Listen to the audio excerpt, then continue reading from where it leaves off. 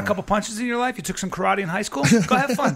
Have fun with Mayhem Miller. Well, what people don't understand the difference between a professional fighter and a regular human being is this is something they're doing every day, all day for hours. Oh and Mayhem doesn't take time off. He doesn't get fat. If Mayhem doesn't have a fight going on, he's still training. He's still doing jiu-jitsu, still doing his boxing, he's still doing everything.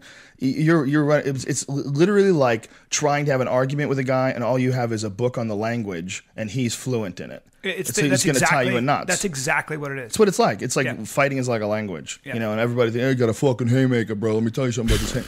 You don't realize he sees it coming before you do it. A mile away, he's going to kick your knees out from you and giggle while he's doing it, and laugh, and then you're going to realize he doesn't get tired because he's fucking doing it for 6 hours a day. I remember getting drunk with Eve Edwards and Nate Marquardt. We were shooting this movie in Pittsburgh, and Eve started just. This is Warrior, right? This comes out in September. Yeah.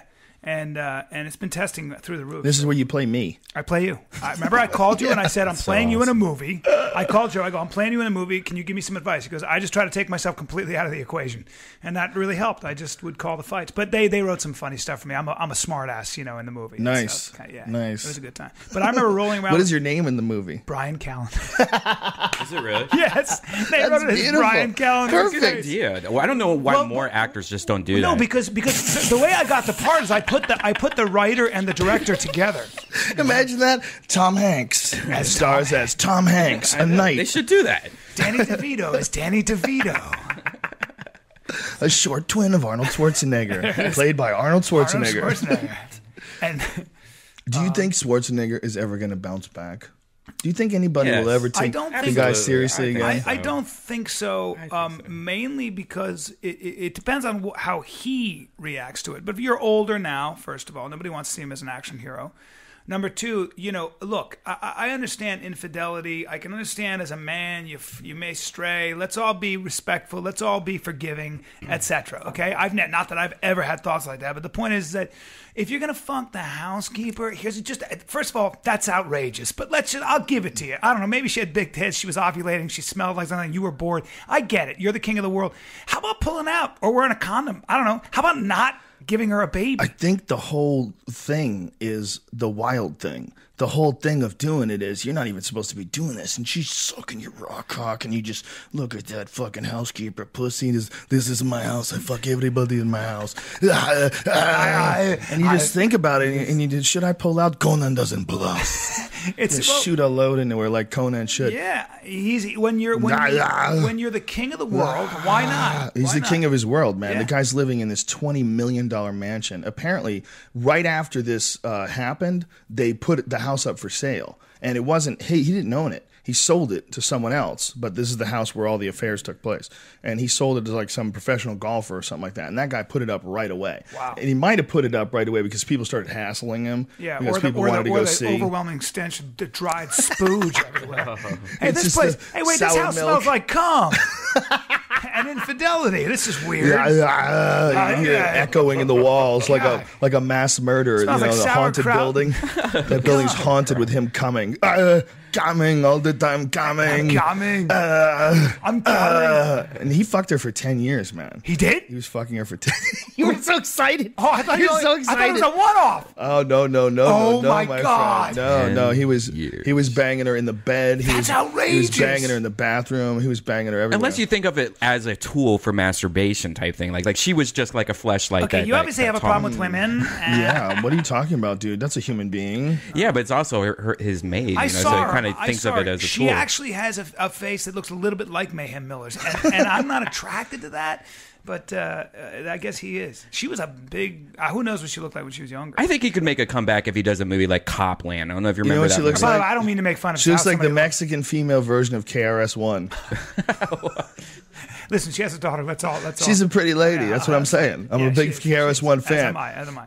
Whoop, whoop. That's the sound of the police. Look, Whoop, good for her, man. She was doing what she was. No woman can say no to Arnold Schwarzenegger. Is in the I've dated girls house. that told me My that they would cock have had is sex out. with them. Did you ever see Copland though? Like that was kind of a weird movie for Sylvester Stallone, where it was kind of like he played a little chubby. Got fat, yeah. I think if Arnold does a movie like that, where he plays a character that's like kind of like down on his luck, coming back, kind of like a dirty cop or something like that. There's I a think he could do it. stench of failure. I want to see a good actor do that. I don't know how good an actor he is. Yeah, I don't go to the movies to see Arnold Schwarzenegger do dramatic acting. But you also thought that of Sylvester Stallone when he did No, Copland, because Sylvester Stallone did Rocky. Yeah. Okay, you got to remember, he did some shitty-ass movies, but Sylvester Stallone did fucking Rocky. Wrote and acted in it, and it was one of the best movies hung in there because they wanted to give that movie to someone else. They wanted to give that movie to some other stars, and he said, no, this is my movie. That's right. And when he wrote this and did this, in the end of the movie, he doesn't even win. That's what a lot of people don't even realize. He loses in that movie. Yep. It was inspired by a losing performance by Chuck Wepner when Chuck Wepner fought Muhammad Ali. So he wrote all this shit out, did it all himself, and acted his fucking ass off. He became a goof kind of later, and I love him. I mean, when I say a goof, I'm saying a guy who does these big, crazy, cartoonish movies. And don't forget how great those movies were. When you were a young man and I saw First Blood, it was one of the best movies I'd ever seen. I loved it. It was great for who you were at the time, at the time it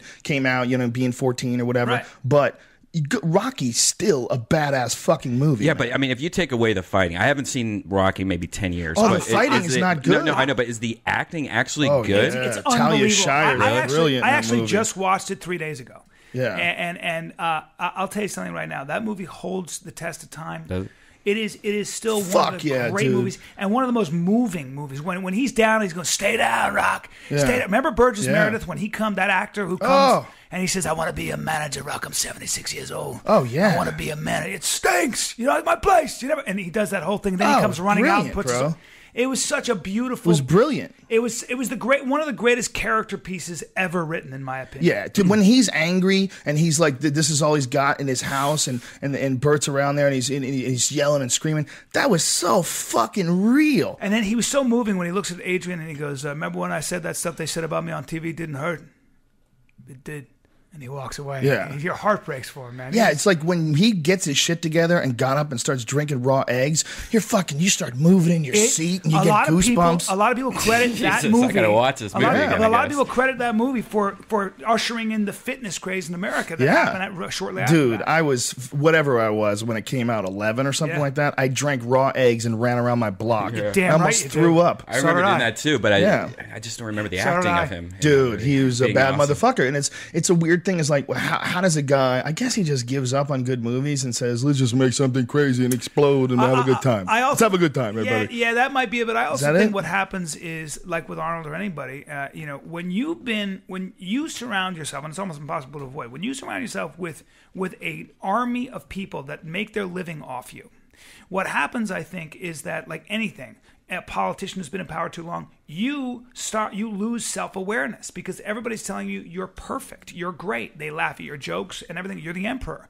And I think that the biggest trapping of that kind of fame is that you start to drink the Kool-Aid, right? And you lose perspective, you lose self-awareness. You keep playing the same note over and over again because people keep telling you it's great, and instead of like actually putting yourself back in the real arena, which is competing with what's really going on and having people really give you real critiques. I was in an acting class and Burt Reynolds showed up and he did some scenes in class. That's bad. And I thought to myself, Burt Reynolds at 70, whatever, is still not only doing scenes in class, but kind of failing in front of people and having a teacher critique his performance. And was he getting a lot of white pussy because of this? Young white actress pussy? I didn't see that, but that's probably why anybody would be in an acting class, by the way. Was he Burt Reynolds from Boogie Nights? He was so good and so hilarious. He did a scene from Carnal Knowledge with Catherine Bell from anyway, but well, he's another guy, right? Go back to Deliverance. Burt Reynolds was a bad motherfucker. Yes, he was. He was a bad motherfucker. And then he got vain. And then he got weird. Well, you start wearing a wig and you get plastic surgery. I don't think still though, dude, those fucking, there's something about him in those Smokey and the Bandit movies where you really wanted him to succeed. He was a great movie star. Yeah, he was a good-looking guy who was always happy. He always had a smile on his face. He had a silly mustache, and he was always getting the girl, and you wanted him to. He was a fucking. You wanted him to get away from the law. Man. Yeah. And by the way, he made a fucking mustache work. He fucking rocked that mustache, son. I grew a mustache. I did this thing for a Californication. I had a mustache. I look like I should work in a deli. Yeah. That's as sexy as I get. Like I should be making sandwiches. He looks like a fucking, a leading man. I look like an ape. Very hard to pull off a mustache. I go human. This is why I got human here, and then I go to ape, and then I shave it down to human. When I went with a mustache once just just a goof. And Mrs. Rogan was like, "What the fuck is that on your face?" Terrible, right? It looked like a caterpillar. Yeah. Like a big, fat, thick bug. I look like an aggressive gay man who makes sandwiches. I fuck guys and I make sandwiches in my deli. You know who it works on? Brian Jarvis. You know that comedian Brian Jarvis at all? Yeah. Brian Jarvis has a Tom Selleck mustache, and if you know his comedy and you know his face, it's just perfect. When you say aggressive gay man, for a while I never knew that crystal meth was so popular in the gay community. I had no idea that meth and amphetamines and speed and amyl nitrates and a bunch of like really crazy chemicals were so prevalent in the gay community. So I would occasionally run into dudes that were gay, especially around West Hollywood near the Comedy Store, that had this crazy fucking look in their eye. They were like really obviously gay. I didn't know they were hopped up on drugs. So in my silly 25-year-old just moving to LA mind, I was like, wow, there's a certain look that some of these gay guys get when they're really crazy.